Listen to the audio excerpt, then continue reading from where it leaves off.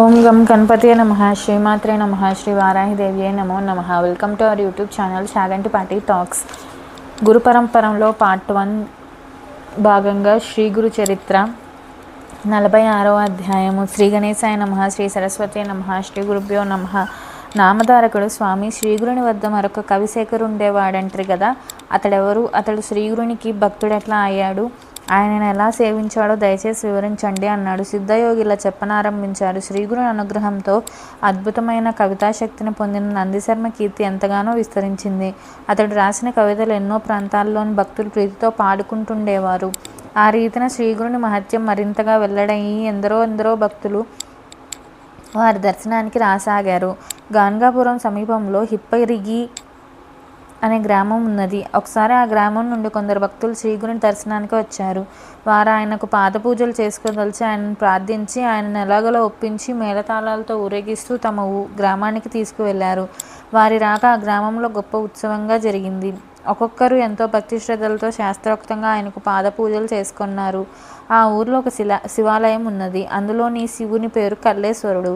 ఆ ఊళ్ళోనే నరకేసరి అని ఒక బ్రాహ్మణుడు ఉండేవాడు. అతడు మంచి కవి, శివభక్తుడును. అతడు నిత్యం కల్లేశ్వరుని స్తుతిస్తూ పంచపద్యం మణిమాలను రాసి కల్లేశ్వరునికి సమర్పించుకునేవాడు. అతడు ఆ శివునికి తప్ప మరే దేవతలకు నమస్కరించేవాడు కాదు, మరే దేవతను స్తుతించేవాడు కాదు.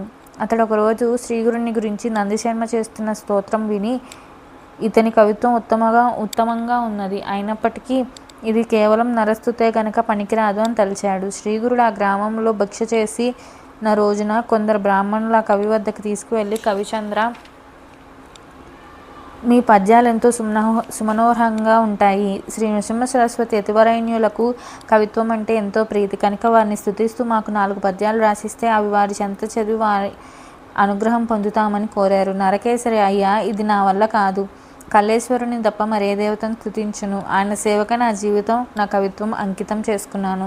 అటువంటప్పుడు కేవలం ఒక మానవ మాత్రుడైన సన్యాసిని నా కవితతో ఎలా స్తుతించేది అని చెప్పాడు. తర్వాత అతడు కల్లేశ్వరుని పూజించుకోవడానికి ఆలయానికి వెళ్ళాడు. అదేం చిత్రమో గాని ఆ రోజు అతడు పూజ ప్రారంభించిన దగ్గర నుండి అతనికి బాగా నిద్ర తూగసాగింది. అతడు ఎంత ఆపుకుందామని ప్రయత్నం చేసినా ఆగక చివరకు పూజ మధ్యలోనే కునుకుపాట్లు పడి కునుకు పట్టింది. ఆ కునుకులోనే ఒక చిత్రమైన కళ కూడా వచ్చింది. కళలో కూడా అతడు ఆలయంలో పూజ చేస్తున్నాడు. అతని ఎదుట మాత్రం ఎప్పుడు కనిపించే కల్లేశ్వర లింగం అప్పుడు కనిపించలేదు. ఆ స్థానంలో శ్రీగురుడు కూర్చొని ఉన్నారు. ఆయన నవ్వుతూ, నీవు కల్లేశ్వరుని తప్ప మరెవరిని నీ కవితతో స్తుతించవు కదా, మానవ మాత్రులమైన మమ్ము ఈనాడు పూజిస్తున్నావేమి అన్నారు.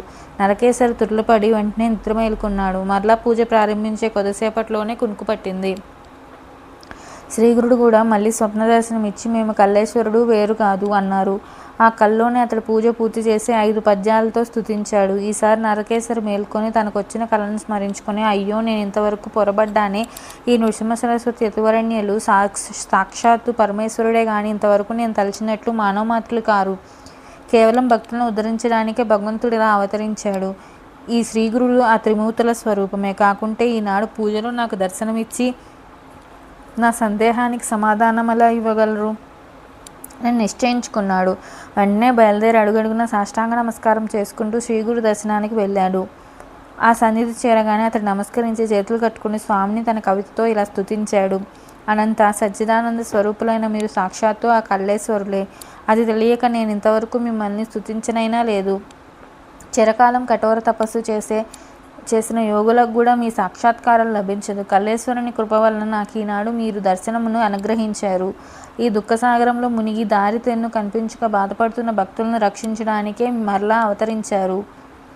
ఇక ఈ లోకంలో మీ పాదాలను ఆశ్రయించక మార్గాల కోసం వెతుకులాడటం వ్యర్థమే అని స్తుతించాడు. స్వామి నవ్వి, ఏమయ్యా, ఇంతవరకు నీవు మేము కేవలం మానవ మాత్రమేమని మమ్మల్ని ప్రజలిలా పూజించడం తగదని ఆక్షేపిస్తుంటివే, ఇంతలో నీ మనసులా ఎందుకు మారింది అని అడిగారు. నరకేసరి నమస్కరించి, స్వామి, నేను అజ్ఞానమనే చీకట్లో పడి ఉన్నప్పటికీ మీరు నా పాలిట జ్యోతిస్వరూపులే నాకు కనువిప్పు కలిగించారు. ఇంతకాలం నేను శ్రీ కల్లేశ్వరునికి చేసిన పూజలు ఫలించి ఈనాడు నాకు మీ పాదసేవ లభించింది అని తనకు కలిగిన దివ్యానుభవం ఆయనకు విన్నవించుకున్నాడు. ఆయనను పూజించి స్తుతించి తనను శిష్యునిగా స్వీకరించి అనుగ్రహించమని వేడుకున్నాడు.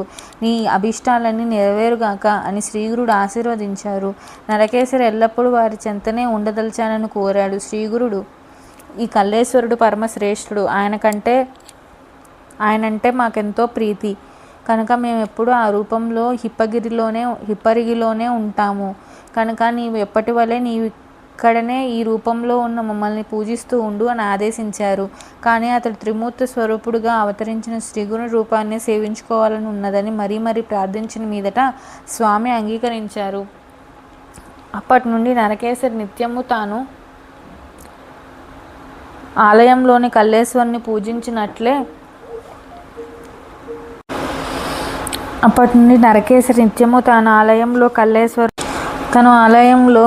కల్లేశ్వరుని పూజించినట్లే శ్రీగురుని కూడా పూజిస్తూ ఆయనను పంచరత్నాలతో స్తుతిస్తూ ఉండేవాడు. నామధారక శ్రీగురుని అనుగ్రహం వల్ల ఇలా మారిన వారెందరో గదా. 46వ అధ్యాయం సంపూర్ణం. శ్రీ దత్తాయ గురవే నమః. శ్రీ శ్రీపాద శ్రీవల్లభాయ నమః. శ్రీ నృసింహ సరస్వత్యై నమో నమః. Please subscribe our channel. Thank you.